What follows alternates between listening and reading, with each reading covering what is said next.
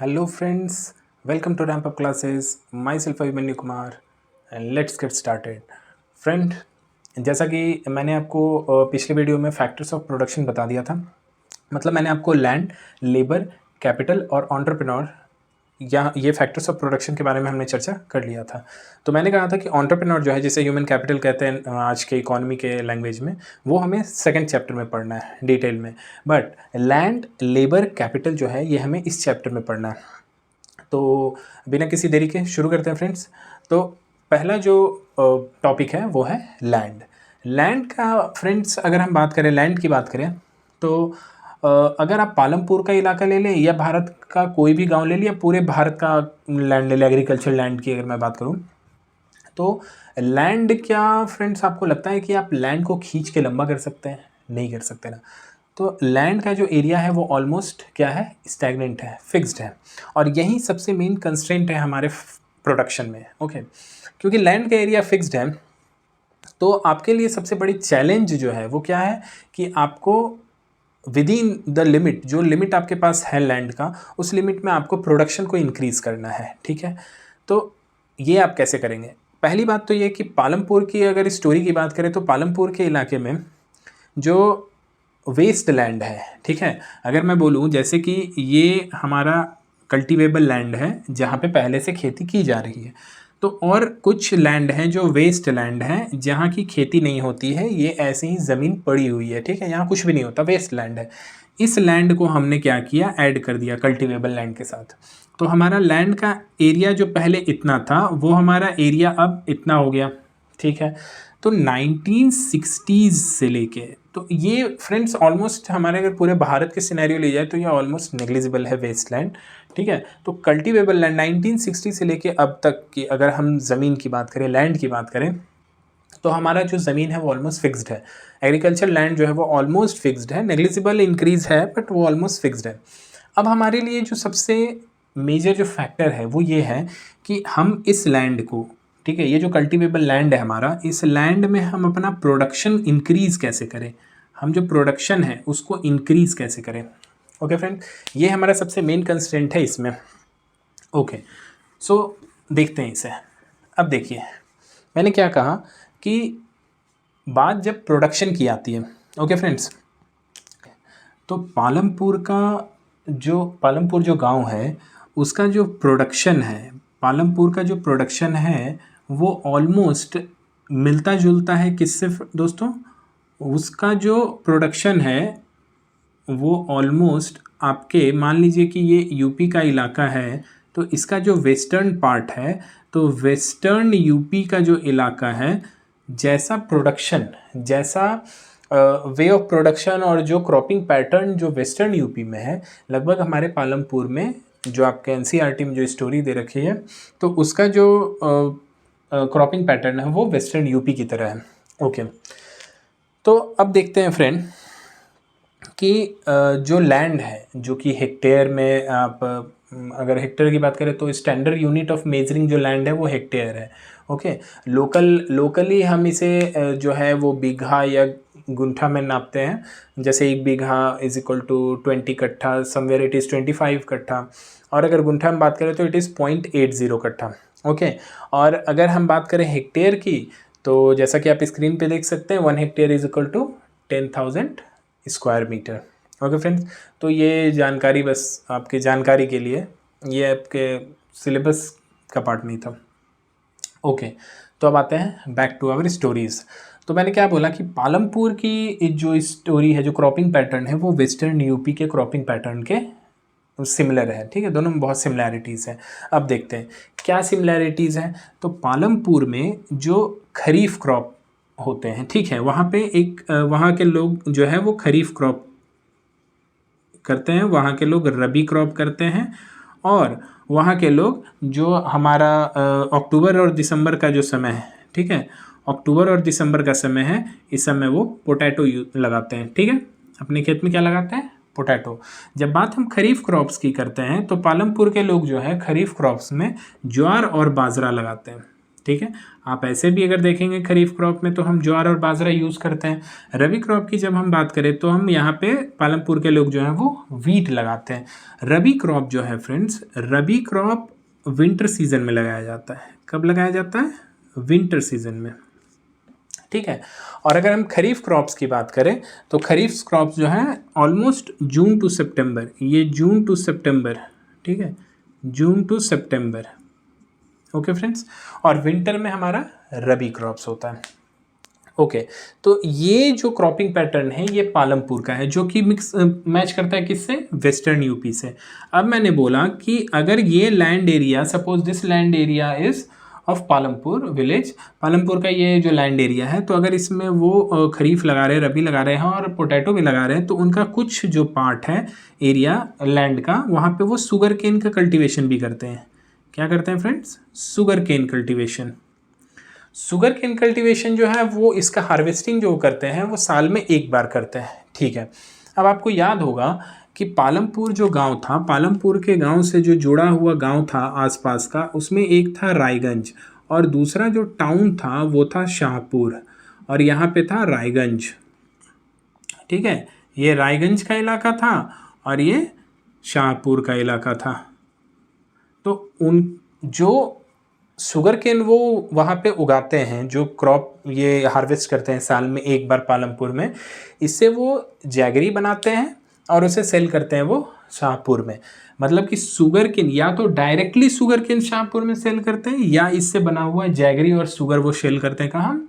शाहपुर के इलाके में, मतलब शाहपुर जो कि टाउन है, ओके फ्रेंड्स। अब देखिए यहाँ पे अब जब बात करते हैं तो जब मैंने आपको बता दिया खरीफ, रबी और पोटैटो के बारे में बताया जो कि अक्टूबर दिसंबर में वो करते हैं, तो इसके बारे में जाते जाते मैं एक और चीज़ बता दूँ कि एक और क्रॉप होता है जिसे कहते हैं जायद क्रॉप्स। क्या कहते हैं फ्रेंड्स? जायद क्रॉप्स। मतलब वो रबी और खरीफ के बीच उगाया जाता है जायद क्रॉप्स, और ये ऑलमोस्ट जो है वो रबी और खरीफ के बीच ही इसे लगाया जाता है, रबी और खरीफ के बीच, ओके फ्रेंड्स। और इसका एग्जाम्पल क्या है? जैसे वाटरमेलन, अभी आपको मिल भी रहे होंगे वाटरमेलन, ठीक है, तो इसके एग्जाम्पल हैं watermelon. Now the question arises that why Palampur is able to grow 3 crops in a single year or in a single season. Why and how it is possible? So friend, this is possible because पहला reason क्या है? क्योंकि उनका जो irrigation pattern है वो बहुत ही well developed है। इरिगेशन जो है उनका बहुत ही वेल डेवलप्ड है। दूसरा क्या मैंने बोला कि जो इलेक्ट्रिसिटी है, इलेक्ट्रिसिटी जो है वो पालमपुर में वो बहुत ही अर्ली स्टेज पे आ गई थी पालमपुर में, ठीक है। तो इलेक्ट्रिसिटी आने से क्या फ़ायदा हुआ? अब देखिए, जैसा कि आप स्क्रीन पे देख सकते हैं कि इलेक्ट्रिसिटी आने से पहले जो पालमपुर के लोग थे वो क्या यूज़ करते थे? Persian wheel. पर्शियन व्हील का काम क्या था कि वो पानी जो है, आप जैसे स्क्रीन पे देख रहे हैं कि वो पानी को लेता है, भरता है और वो उसे खेतों में डालता है, ठीक है। फार्मर्स के जो फार्म लैंड है उस पर वो डालता है और इससे वो सिंचाई होती है, इससे इरिगेशन होता है। लेकिन इलेक्ट्रिसिटी आने के बाद क्या हुआ कि उस पर्शियन व्हील की जगह ट्यूबवेल्स ने ले ली। तो गवर्नमेंट ने शुरुआती दौर में कुछ ट्यूबवेल्स पालमपुर में लगा दिए। अब लोगों ने क्या देखा पालमपुर के कि जो ट्यूबवेल्स है वो एक बार में बहुत सारे हेक्टेयर जो है लैंड जो है, लार्जर एरिया जो वो कवर कर रहे हैं। तो उन्हें लगा कि ये बहुत ही बेहतरीन चीज़ है, क्योंकि ट्यूबवेल्स जो था वो बहुत ही फोर्स में वाटर जो है वो सप्लाई करता था, और वाटर जो वो कहाँ से लेता था? Underground water, okay. तो इस वजह से बहुत लैंड एरिया कवर होने लगा। अब लोगों ने क्या किया, पालमपुर के लोगों ने, कि प्राइवेटली, मतलब खुद अपने पैसों पे, अपने खर्च पे उन्होंने ट्यूबवेल्स लगाना शुरू कर दिया, और इस तरह पालमपुर का जो 200 हेक्टेयर्स का लैंड था वो धीरे धीरे ट्यूबवेल्स के कवरेज में आ गया।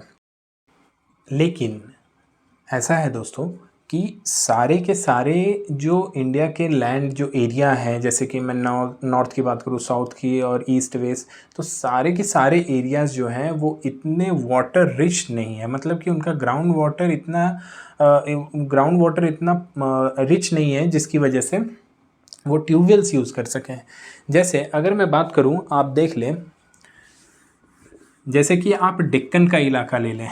डेक्कन का इलाका में भी आप लोग को पता होगा। डेक्कन का इलाका, जैसे मान लीजिए फ्रेंड्स कि मैंने ये लिया भारत का मैप, तो ये जो इलाका है ये होता है, ठीक है, ये दक्षिणी पठार है, ये डेक्कन प्लेट्यू है। ओके फ्रेंड्स, ये है डेक्कन प्लेट्यू।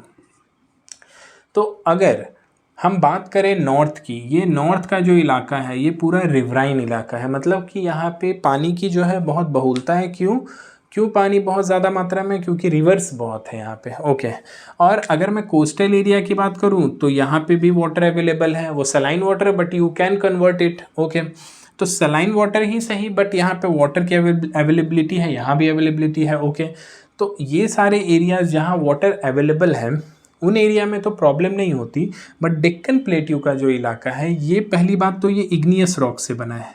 किस रॉक से बना है दोस्तों? Igneous rock. इग्नियस रॉक क्या होता है? जैसा कि आपने ज्योग्राफी में पढ़ा होगा, इग्नियस रॉक जो है वो हमें ज्वालामुखी से मिलता है। वोल्केनिक इरप्शन जब होता है तो हमें इग्नियस रॉक मिलता है, और उस इग्नियस रॉक से ये पूरा डेक्कन प्लेट्यू बन रखा है। अब आप कहेंगे कि इग्नियस रॉक है तो क्या हो गया, उसमें पानी क्यों नहीं है? क्योंकि इग्नियस रॉक की जो पोरोसिटी होती है ना, जैसे मान लीजिए कि ये कोई रॉक है, इसमें की पोरोसिटी मतलब नंबर ऑफ होल्स जो है, space for air and water, वो नेग्लिजिबल होते हैं इग्नियस रॉक में। तो इसलिए इनके अंदर वाटर रिटेन करने की कैपेसिटी ना के बराबर होती है, वाटर रिटेन नहीं कर पाते। अब वाटर रिटेन नहीं कर पाते, ये वाटर को परकुलेट, और वाटर परकुलेट नहीं हो पाता तो वो ग्राउंड वाटर को क्या करता है? रिचार्ज नहीं कर पाता। ग्राउंड वाटर रिचार्ज नहीं कर पाता तो वाटर की स्कैरसिटी हो जाती है। वाटर की स्कैरसिटी होती है तो हमारा जो क्रॉपिंग पैटर्न है वो बाकी के मुकाबले डेक्कन प्लेट्यू में उतना रिच नहीं है। ओके, तो ये तो हुई बात हमारे डेक्कन प्लेट्यू की, और ये बात हुई हमारे इरिगेशन, जो पूरे भारत में जो इरिगेशन का, मतलब अगर मैं इरिगेशन की बात करूँ भारत में तो ये उसकी बात हुई।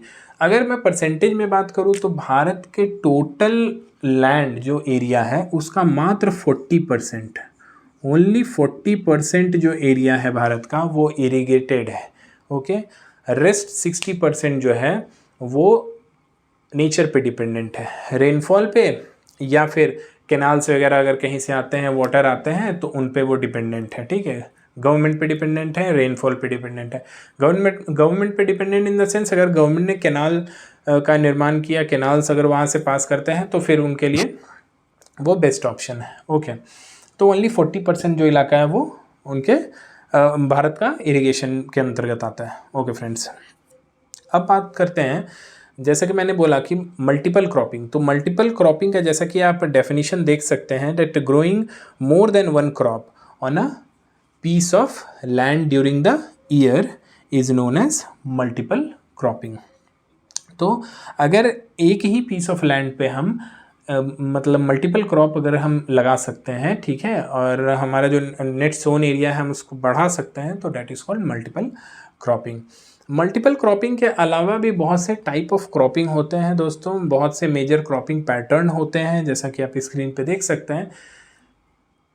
तो ये सारे के सारे जितने भी पैटर्न हैं, जिसमें से कि आपके इंटरक्रॉपिंग, रिले क्रॉपिंग, मोनोकल्चर, और जितने ये पैटर्न हैं ये आपके सिलेबस में नहीं है, लेकिन अगर आप चाहते हैं कि मैं इस पे वीडियो बनाऊं तो आप मुझे कमेंट सेक्शन में बता सकते हैं, मैं उससे के लिए अलग से वीडियो आपको बना दूंगा। वो बहुत ही इंटरेस्टिंग पार्ट है, क्योंकि आप अगर उसे पिक्चर और डायग्राम के थ्रू अगर देखेंगे तो वो चीज़ें बहुत जल्दी आपके दिमाग में कैप्चर कर जाएंगी, बहुत जल्दी आपको ये चीज़ें समझ आ जाएंगी। ओके फ्रेंड्स, तो चलिए अब आगे बढ़ते हैं। मल्टीपल क्रॉपिंग टेक्निक्स जो है वो लैंड को बहुत ही इफ़ेक्टिव बना देता है। कैसे इफ़ेक्टिव बना देता है दोस्तों? जैसे मैं बोलूँ कि अगर आपने मल्टीपल क्रॉपिंग पैटर्न यूज़ कर रहे हैं आप, तो मल्टीपल क्रॉपिंग पैटर्न की वजह से क्या होता है कि आप कई तरह के अलग अलग जो क्रॉप हैं वो सेम लैंड पे लगाते हैं बारी बारी से, सेम सीज़न में। तो इससे जो वाटर है, फर्टिलाइज़र है और सॉइल का जो रिटेंशन कैपेसिटी है वो इंक्रीज़ होता है। तो इससे क्या होता है, हमारा मल्टीपल क्रॉपिंग पैटर्न जो है वो ज़्यादा से ज़्यादा सेम लैंड पे ज़्यादा प्रोडक्शन देता है। अब देखिए, जैसे कि आप टेबल देख सकते हैं यहाँ पे कि हमारा जो टेबल है वो ये ईयर में 1950-51 की अगर हम बात करें तो हमारा जो कल्टिवेबल लैंड जो मिलियन हेक्टेयर में वो 132 है। वही 2016-17 की बात करें हम तो हमारा कितना है 200। तो हम बहुत ही सब्सटैंशियली इंक्रीज है, हमारा 132 से हम पहुंच गए हैं 200 पे। ओके फ्रेंड्स, अब देखिए, बात यह है कि why it is important to increase the area under irrigation. जो एरिया है इरिगेशन के अंडर उसे इंक्रीज़ करने की ज़रूरत क्यों है, क्यों पड़ी या क्यों पड़ती है, ठीक है। तो इस सवाल का जवाब आप सोचेंगे और इसका आंसर मैं आपको वीडियो के लास्ट में दूंगा, ठीक है। तो आगे बढ़ते हैं फ्रेंड्स। ओके, तो एक तो पार्ट हो गया फ्रेंड जो मैंने बोला कि मल्टीपल क्रॉपिंग सिस्टम जो है इसकी वजह से आप लैंड का जो प्रोडक्शन है वो बढ़ा सकते हैं, लेकिन इसके अलावा और क्या है, तो दूसरा है हमारा high yielding variety of seeds. High yielding variety of seeds को हम यूज़ करके भी प्रोडक्शन बढ़ा सकते हैं। अब हाई यील्डिंग वैरायटी सीड्स क्या होता है और इसके आने से हमारे क्या प्रोज एंड कॉन्स क्या हैं, इसको देखते हैं। तो फ्रेंड्स, बात यह है कि हाई यील्डिंग वैरायटीज़ जो सीड है इसको भारत में लेके आए MS स्वामीनाथन। जैसा कि आप देख सकते हैं, MS स्वामीनाथन साहब को फादर ऑफ ग्रीन रिवॉल्यूशन भी कहा जाता है। मैं अभी आपको समझाऊंगा आगे कि ग्रीन रिवॉल्यूशन क्यों। और आप याद रखिए कि अगर आपको father of green revolution in India पूछे तो आप MS स्वामीनाथन का नाम लेंगे, लेकिन अगर आपसे सिर्फ फादर ऑफ ग्रीन रिवॉल्यूशन पूछे तो आप नॉर्मन बोरलॉग का नाम लेंगे। Okay friends, so don't confuse. India में अगर पूछे तो MS स्वामीनाथन, लेकिन अगर ऐसे पूछे सिर्फ फादर ऑफ ग्रीन रिवॉल्यूशन तो नॉर्मन बोरलॉग, क्योंकि वर्ल्ड में अगर ग्रीन रिवॉल्यूशन लाने का जो श्रेय है वो नॉर्मन बोरलॉग को जाता है, ठीक है। अब high yielding variety of seeds की हम बात कर रहे हैं, तो high yielding variety of seed जो है ये हमारे यील्ड को बढ़ा देगा, ठीक है ना। व्हाट इज यील्ड, तो यील्ड क्या है फ्रेंड्स, तो आप देख सकते हैं that is it is measured as a crop produced on a given piece of land during a single season. तो एक सिंगल सीजन में आपका जितना भी प्रोडक्शन है, ठीक है, जो प्रोड्यूस्ड आप करते हैं एक गिवन पीस ऑफ लैंड पे, वो आपका क्या होता है, यील्ड कहलाता है। ओके फ्रेंड्स, टिल 1960, ठीक है, 1960 तक की अगर हम बात करें तो हमारा जो यील्ड था पर हेक्टेयर, जो हमारा यील्ड था वो बहुत ही कम था। क्यों? क्योंकि हम ट्रेडिशनल वे ऑफ क्रॉपिंग कर रहे थे। ट्रेडिशनल वे ऑफ क्रॉपिंग में क्या था कि हम जो हमारा जो पौधा था, जो हमारा क्रॉप्स था, उनको वाटर जो था वो बहुत ही कम चाहिए होता था। मतलब कि इन रिलेटिवली HY सीड्स की हम बात करें, HYV सीड्स की, तो उसके रिलेटिवली हमें वाटर उसमें बहुत कम चाहिए। दूसरी बात, हम उसमें केमिकल फर्टिलाइज़र्स यूज़ नहीं कर रहे थे। हम क्या यूज़ कर रहे थे, हम काउडंग यूज़ कर रहे थे या फिर अदर कोई भी नेचुरल जो हमारा मैन्योर है हम उसे यूज़ कर रहे थे, ओके, फर्टिलाइज़र की जगह पे।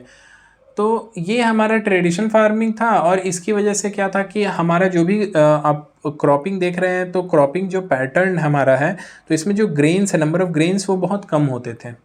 बाद में लेट 1960s में ग्रीन रिवॉल्यूशन का आना हुआ। जैसा मैंने आपको बताया है, मैं स्वामीनाथन साहब की वजह से भारत में ग्रीन रिवॉल्यूशन आता है 1960s में, लेट 1960s में, और हमें high yielding variety of seed जो है वो राइस और वीट में मिलता है। तो राइस और वीट में ही high yielding variety of seeds आया था, शुरू में लाया गया था।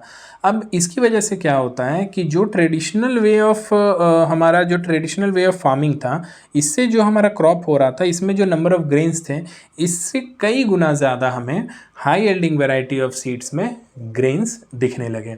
मतलब कि सिंगल प्लांट में हमें जो नंबर ऑफ ग्रेन्स थे वो बहुत ज़्यादा दिखने लग गए। ओके, अब ऐसा क्यों? तो ऐसा होने की वजह थी बहुत ही बेहतरीन और उम्दा तरीके की इरिगेशन और केमिकल जो हम यूज़ कर रहे थे, और दूसरा हाई यील्डिंग वैरायटी सीड्स। तो हाई यील्डिंग वैरायटी, हर सिक्के के जैसे दो पहलू होते हैं, उसी तरह फार्मिंग जो हाई यील्डिंग वैरायटीज़ आई तो उसी तरह उसके भी प्रोज एंड कॉन्स हैं। तो ये तो बहुत अच्छी बात हुई कि हमारा जो प्रोडक्शन है वो इंक्रीज़ कर गया। परंतु दूसरी ओर HYV सीड्स की वजह से क्या हुआ कि हमने बहुत ज़्यादा मात्रा में केमिकल फर्टिलाइज़र्स यूज़ करना शुरू कर दिया। दूसरी ओर हमने पेस्टिसाइड्स यूज़ करना शुरू कर दिया। और तीसरी बात कि हमने इरिगेशन के लिए बहुत ज़्यादा मात्रा में वाटर जो है ट्यूबवेल से और दूसरे तरीक़ों से, हम वेल्स से, ट्यूबवेल से जो है अंडरग्राउंड वाटर को बहुत ज़्यादा यूटिलाइज़ करने, ओवर यूटिलाइजेशन होने लगा हमारे अंडरग्राउंड वाटर का, जिसकी वजह से अंडरग्राउंड वाटर जो है वो धीरे धीरे उसका जो वाटर टेबल था वो बहुत ही नीचे चला गया। अब इसके होने की वजह से क्या हुआ कि हमारा जो सॉइल था वो धीरे धीरे सलाइन होने लगा।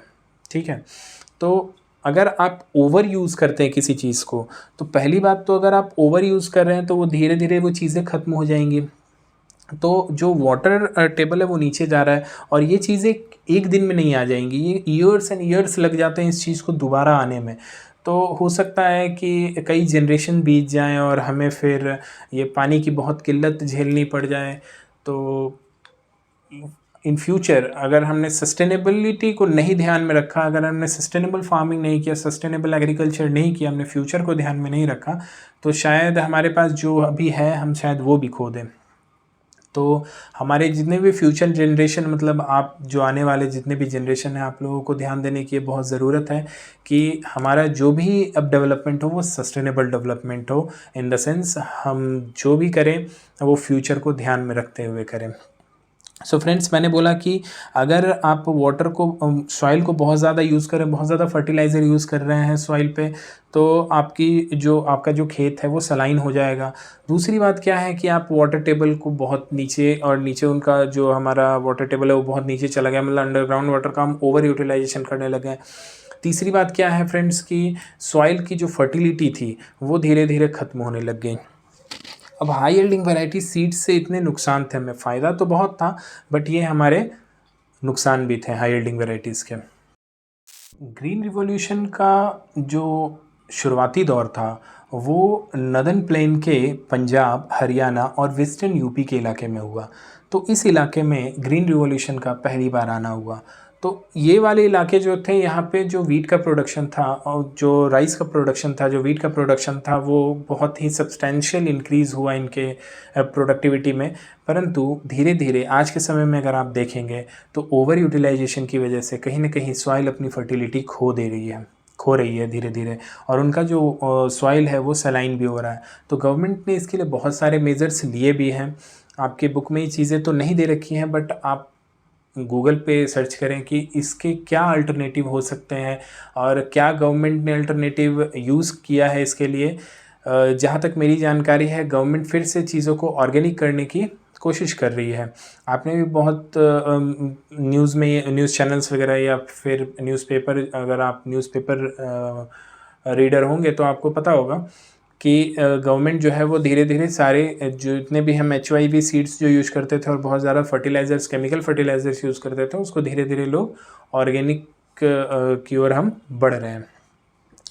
तो ये तो बातें थी फ्रेंड्स लैंड के ऊपर।